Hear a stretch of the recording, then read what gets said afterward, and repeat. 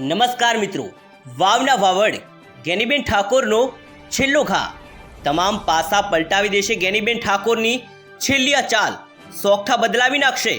વાવ વિધાનસભાની પેટા ચૂંટણી લઈને ચાલતું ગણિત કદાચ બદલી શકે છે. ગેનીબેન ઠાકોર, શું ગેનીબેન ઠાકોર છેલ્લી ચાલ ચાલવા જઈ રહ્યા છે? ગેનીબેન ઠાકોર અંતિમ દિવસોમાં શું કરી શકે છે અને હમણાં નજીક શું થવા જઈ રહ્યું છે, તમામ મુદ્દે વાત કરીશું આજના વિડીયોમાં. પરંતુ તેના પહેલાં બ્રિલિયન્ટ ગુજરાતી યુટ્યુબ ચેનલ ઉપર નવા આવ્યા હોય તો જરૂરથી સબસ્ક્રાઇબ કરી લેજો અને વિડીયોને લાઇક કરવાનું ભૂલતા નહીં. વાવ વિધાનસભાની પેટા ચૂંટણી છેલ્લા લાંબા સમયથી ચર્ચાઈ રહી છે. બસ હવે રાહ જોવાની બાકી, વધારે વાર નથી, થોડા દિવસો બાકી જ છે અને ત્યારબાદ જાહેરનામું બહાર આવશે. ઓક્ટોબર મહિનામાં જાહેરનામું બહાર આવી શકે છે. ગેનીબેન ઠાકોર પણ પોતે બોલી ચૂક્યા છે કે 10 થી 15 દિવસમાં ચૂંટણી આવી શકે છે. આ વાત રહી ચૂંટણીની, પરંતુ વાત એ છે કે ગેનીબેન ઠાકોર અત્યારે હાલમાં શું કરવા જઈ રહ્યા છે. આપણે ગાયનો મુદ્દો સાંભળ્યો. ગેનીબેન ઠાકોર લોકસભામાં ગાયનો મુદ્દો ઉપાડ્યો હતો. ગેનીબેન ઠાકોરે ગાયની રાષ્ટ્રમાતાનું બિરુદ આપવામાં આવે એવી મુહિમ પણ થોડા સમય પહેલાં શરૂ કરી હતી. દેશમાં કેટલાય સાંસદો છે, પરંતુ કોઈ કેમ આ વિશે બોલતું નથી. અને ત્યારબાદ બનાસકાંઠામાં ગેનીબેન ઠાકોર આવ્યા, ગુજરાત આવ્યા અને ત્યારે તેમનું સ્વાગત કરવામાં આવ્યું હતું. ગેનીબેન ઠાકોર દાહોદમાં આચાર્યજી નરાધમ કૃત્ય કર્યું છે, દુષ્કર્મનો પ્રયાસ કર્યો અને ત્યારબાદ 6 વર્ષની બાળકીને મારી નાખી. તેને લઈને સતત નિવેદનો આપ્યા અને આ સાથે જ ગેનીબેન ઠાકોર અલગ અલગ વિષય પર બોલતા રહ્યા છે. ગેનીબેન ઠાકોર અનામતને લઈને વડાપ્રધાન મોદીને પત્ર પણ લખી ચૂક્યા છે. ઓબીસી અનામતને લઈને આ વાત તો વાવ વિધાનસભાની પેટા ચૂંટણીમાં અસર કરશે, ત્યાં વાત ગેનીબેન ઠાકોર દર્શાવી રહ્યા છે. આ વાતના માધ્યમે કે ગેનીબેન ઠાકોર ફક્ત ઠાકોર સમાજના નથી, તે અન્ય સમાજ માટે પણ કામ કરી શકે છે. એક મેસેજ આપવામાં આવી રહ્યો છે કે આ તમામ ઘટનાઓના માધ્યમથી સૌથી મોટી વાત છે કે સમીકરણ બદલાવી નાખશે. એ વાત છે સત્કાર સમારોહની. જી હા મિત્રો, આમ તો સર્વ સમાજનો સત્કાર સમારોહ કહેવામાં આવે છે, પરંતુ ઠાકોર સમાજનો આ સત્કાર સમારોહ છે. મહેસાણા, પાટણ, બનાસકાંઠા આ ત્રણેય જિલ્લાના ઠાકોર સમાજના લોકો હવે ભેગા થવા જઈ રહ્યા છે. અન્ય સમાજના લોકો પણ સાથે હશે અને ગેનીબેન ઠાકોરનું સન્માન કરવામાં આવશે. 29 સપ્ટેમ્બરની તારીખ છે. પાટણનું પ્રગતિ મેદાન છે અને આ જ મેદાનમાં ગેનીબેન ઠાકોર શું બોલશે એ અતિ મહત્વનું છે. અને આ જ દિવસે જે પબ્લિક ભેગું થશે એ ગેનીબેન ઠાકોરની શક્તિ દર્શાવશે.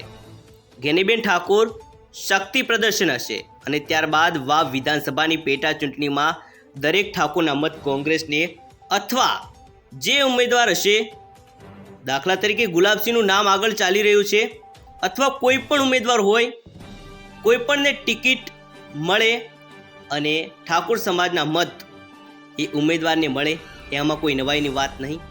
વાવ વિધાનસભાની પેટા ચૂંટણીમાં સત્કાર સમારંભ મોટી અસર કરશે, કારણ કે ગેનીબેન ઠાકોર આ પહેલાં પણ બોલ્યા હતા કે થોડા દિવસો પહેલાં બોલ્યા હતા કે ઠાકોર સમાજના ઉમેદવાર ના હોય, અથવા તો એ પોતે આપણી ઉપર બીજા સમાજનું ઋણ છે અને એ ઋણ ચૂકવવાનું છે.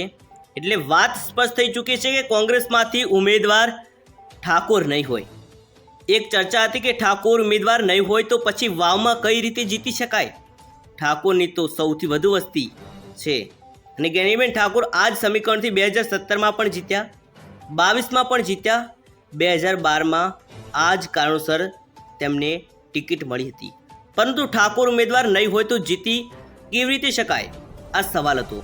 પરંતુ આ સત્કાર સમારંભ છે જે સાબિત કરશે કે ગેનીબેન ઠાકોર લોકો વચ્ચે એક મેસેજ પહોંચાડશે કે ગેનીબેન ઠાકોર પોતે જ ઉમેદવાર છે, તમારે મને જોઈને મત આપવાનો છે. આપણે થોડા દિવસ પહેલાં વાત કરી હતી કે ગેનીબેન ઠાકોર જ ઉમેદવાર કોઈ પણ હશે, પરંતુ ગેનીબેન ઠાકોર પોતે ઉમેદવાર છે એ મુજબ ગેનીબેન ઠાકોર પ્રચાર કરશે. અને ત્યારબાદ ગેનીબેન ઠાકોર એ વાત પણ કરી પોતાના ભાષણમાં કે તમારે મને જોઈને મત આપવાનો છે. અને હવે આ વાત સ્પષ્ટ થઈ ગઈ છે કે ગેનીબેન ઠાકોરના સત્કાર સમારોહનું આયોજન થશે. ત્યારબાદ તેમનું ભાષણ આવશે અને ત્યારબાદ સમીકરણ બદલાશે. ઉમેદવાર કોઈ પણ હોય, કદાચ ગુલાબસિંહ રાજપૂત હોય એવું બની શકે, તો ઠાકોર સમાજના ઉમેદવાર નહીં એટલે કે ઠાકોર સમાજના મત નહીં આપે એવું ન બની શકે. ગુલાબસિંહને પણ ઠાકોર સમાજના મત જાય એ પ્રકારનો પ્રયત્ન ગેનીબેન ઠાકોર કરશે. પૂર્વ ધારાસભ્ય બળદેવજી ઠાકોરની અધ્યક્ષતામાં આ સત્કાર સમારોહ યોજાવા જઈ રહ્યો છે. મુખ્ય વાત એ છે કે ભારતીય જનતા પાર્ટી કોને ઉતારશે વાવના રણ મેદાનમાં? ભારતીય જનતા પાર્ટીએ પોતાની અત્યાર સુધીની સૌથી મોટી પહેલી ચાલ કહી શકાય એ કયા ઉમેદવારને ઉતારવાના છે તેને લઈને સંકેતો આપવાના હોય તે હજુ સુધી નથી આપ્યા. શંકર ચૌધરી, પરબતભાઈ પટેલ આ તમામ નક્કી કરશે કે કોને ટિકિટ આપવાની છે. શંકરભાઈ ચૌધરી પણ કદાચ એકલા આમાં ન પડે, કારણ કે ભૂતકાળમાં તેમને પણ કડવા અનુભવ થઈ ચૂકેલા છે. તમામની સર્વસંમતિથી આગળ નામ પહોંચાડવામાં આવશે, પરંતુ અત્યારે ભારતીય જનતા પાર્ટી પણ કન્ફ્યુઝનમાં હોય તેવું લાગી રહ્યું છે, કારણ કે ગેનીબેન ઠાકોર ઉમેદવાર નહીં ઉતારે એ ભારતીય જનતા પાર્ટીને ખબર છે. તો ભારતીય જનતા પાર્ટી એક વખત તેવું વિચારી શકે કે આપણે ઠાકોર ઉમેદવાર ઉતારીએ, કેમ કે વાવમાં ઠાકોર વસ્તી વધારે છે. એ સ્વરૂપજી ઠાકોર હોય, પિરાજી ઠાકોર હોય કે પછી અન્ય કોઈ ચહેરો હોય, પરંતુ આ વાતમાં તેમને અવરોધરૂપ સાબિત થશે ગેનીબેન ઠાકોરનો પ્રચાર, કારણ કે ગેનીબેન ઠાકોર પોતે જ ઉમેદવાર હોય એ મુજબ પ્રચાર કરી રહ્યા છે, લોકો વચ્ચે વાત પહોંચાડી રહ્યા છે. અને ઠાકોર સમાજને વાત કરવામાં આવી રહી છે કે તમામ સમાજના એક વ્યક્તિને બીજા સમાજે સાથે મળી સાંસદ બનાવ્યા છે. હવે તમારે વાવ વિધાનસભા જે ખાલી પડી છે એ મારી છે અને તમારે ફરી એક વખત કોંગ્રેસને જીતાડવાની છે. આ પડકાર છે. બીજી વાત એ છે કે ભારતીય જનતા પાર્ટી ક્ષત્રિય ઉમેદવાર ઉતારી શકે, જેમ કે ગજેન્દ્રસિંહ વાવ સ્ટેટ રાણા, તેમને ઉતારી શકે, પરંતુ આ સ્થિતિમાં પણ મુશ્કેલી તો પડશે જ, કારણ કે જો આ કરે તો એક તરફ પૂરી ફાઇટ થઈ જાય, કારણ કે ઠાકોર સમાજના કદાચ જે મત મળવાના હતા એ પણ ના મળે, અને ક્ષત્રિય સમાજની વસ્તી છે કે જેને બનાસકાંઠા લોકસભાની ચૂંટણીમાં મોટું પરિણામ લાવવામાં એક મહત્વની ભૂમિકા ભજવી, પરંતુ વાવ વિધાનસભાની પેટા ચૂંટણીમાં એટલી અસર કરશે કે નહીં એ પણ એક સવાલ છે. એટલે કે ભારતીય જનતા પાર્ટી હજુ પોતાની સૌથી મહત્વની કહી શકાય તેવી પહેલી ચાલ ચાલી નથી. તેમાં પણ સ્વરૂપજી ઠાકોર છે, મુકેશજી ઠાકોર છે, તેમાં પણ ગજેન્દ્રસિંહ રાણા છે, પિરાજી ઠાકોર છે, સહિત કેટલાય નામો છે જે ચર્ચાતા રહ્યા છે, પરંતુ ટિકિટ કોને આપશે તે બાબતે હજુ સુધી કોઈ કહી શકાતું નથી. સ્વરૂપજી ઠાકોર અને ગજેન્દ્રસિંહ રાણા આ બે નામ સતત ચાલતા રહ્યા છે. પિરાજી ઠાકોર પણ વચ્ચે નામ ચાલતું હતું. વાત તો એવી છે કે અલ્પેશ ઠાકોર અને શંકર ચૌધરી બંને માટે જે વ્યવસ્થિત રહેશે એ ચહેરો આવી શકે છે, અને અલ્પેશ ઠાકોર હજુ સુધી આ બાબતે કશું બોલતા નથી. સવાલ એ પણ થઈ રહ્યો છે કે ભારતીય જનતા પાર્ટીમાં એક જ વ્યક્તિ છે જે ઠાકોર સમાજને ગેનીબેન ઠાકોરથી દૂર કરી ભારતીય જનતા પાર્ટી તરફ લાવી શકે છે, અને જે છે અલ્પેશ ઠાકોર. પરંતુ અલ્પેશ ઠાકોર બનાસકાંઠા લોકસભા 2024ની ચૂંટણીમાં એટલા બધા સક્રિય નહોતા જોવા મળ્યા, અને વાવ વિધાનસભાની પેટા ચૂંટણીમાં પણ નથી. એ અત્યારે દેખાઈ રહ્યું છે. એમની પણ કંઈક વાત હોઈ શકે, જે રીતે દિયોદરમાં આપણે જોયું. લોકસભા 2024ની ચૂંટણીમાં દિયોદરમાં કેશાજી ચૌહાણ ઠાકોર સમાજના ઉમેદવાર ઊભા રહ્યા, એટલા માટે રેખાબેન ચૌધરીનું તેમણે નામ પણ ના લીધું અને ભારતીય જનતા પાર્ટી માટે પણ ઓછો પ્રચાર કર્યો. તેઓ પોતે શિવાભાઈ ભુરિયા દિયોદરના પૂર્વ ધારાસભ્ય આક્ષેપ કરી ચૂક્યા છે. અલ્પેશ ઠાકોર જાણે એ ગેનીબેન ઠાકોર જાણે, પણ સ્થિતિ તો અત્યારના ખૂબ જ અલગ જોવા મળી રહી છે. ગેનીબેન ઠાકોર 29 સપ્ટેમ્બરનો સત્કાર સમારોહ કર્યા બાદ એક અલગ રૂપમાં જોવા મળી શકે છે. 29 સપ્ટેમ્બર અતિ મહત્વની છે કોંગ્રેસ માટે. જો તમામ વસ્તુ જે નક્કી કરેલી છે એ મુજબ થશે અને પાર પડશે તો પછી વાવ વિધાનસભાની પેટા ચૂંટણીના સોગઠા પહેલાં જ ગોઠવાઈ જશે. કદાચ નક્કી પણ થઈ જશે કે કોણ જીતી રહ્યું છે. આજની તારીખમાં પણ વાવ વિધાનસભામાં ગેનીબેન ઠાકોર મજબૂત છે, પરંતુ એ વિચારવાની જરાય જરૂર નથી કે ભારતીય જનતા પાર્ટી આસાનીથી હારી જાય, કારણ કે ભારતીય જનતા પાર્ટી પાસે પણ પરિણામ છે.